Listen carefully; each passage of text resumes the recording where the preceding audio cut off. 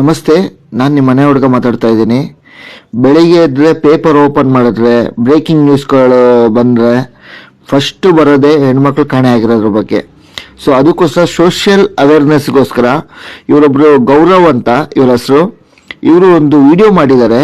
ಆ ವಿಡಿಯೋನ ಪ್ರತಿಯೊಂದು ಹೆಣ್ಣು ಮಕ್ಕಳಿಗೂ ಈ ವಿಡಿಯೋ ಶೇರ್ ಮಾಡೋ ರೀತಿಗೆ ನಾನು ಜಾಗೃತಿ ಮಾಡ್ತಾ ಇದ್ದೀನಿ.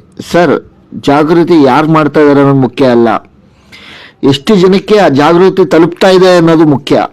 ಸೊ ಅದಕ್ಕೋಸ್ಕರ ಈ ವಿಡಿಯೋನ ಆದಷ್ಟು ಎಲ್ರಿಗೂ ಶೇರ್ ಮಾಡಿ, ಎಲ್ರಿಗೂ ಸಹ ಈ ವಿಡಿಯೋ ಎಸ್ಪೆಷಲಿ ಹೆಣ್ಮಕ್ಳಿಗೆ ಈ ವಿಡಿಯೋ ತಲುಪೋ ತನಕನೂ ಎಲ್ಲ ಕಡೆಗೂ ಸ್ಪ್ರೆಡ್ ಆಗಲಿ ಈ ವಿಡಿಯೋ ಅಂತ ಈ ವಿಡಿಯೋ ಮಾಡ್ತಾ ಇದ್ದೀನಿ.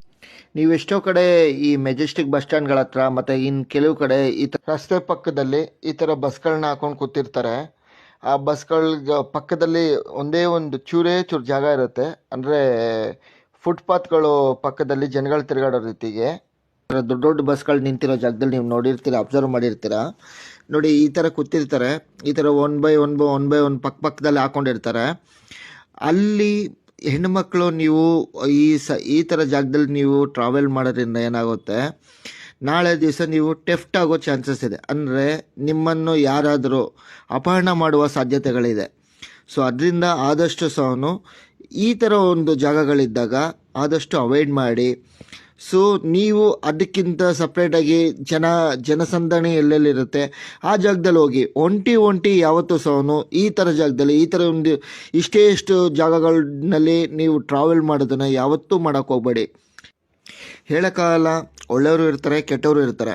ಆದರೆ ನಮ್ಮ ಹೆಣ್ಣುಮಕ್ಕಳನ್ನ ಕಾಪಾಡ್ಕೊಳ್ಳೋಕ್ಕೆ ನಾವು ಆದಷ್ಟು ಈ ಜಾಗೃತಿನ ಎಲ್ಲ ಕಡೆಗೂ ನಾವು ಶೇರ್ ಮಾಡ್ತಾಯಿದ್ದೀವಿ ಹಾಗೂ ಸ್ಪ್ರೆಡ್ ಮಾಡ್ತಾಯಿದ್ದೀವಿ.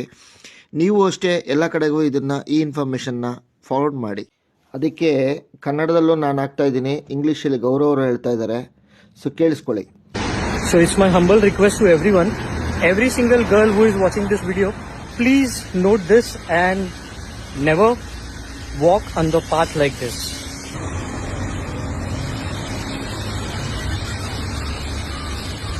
So if you can see, there are so many buses which are here, and the footpath is not at all a safe place to walk. So if you understand this, never walk on the path where you see so many buses are parked. Thank you.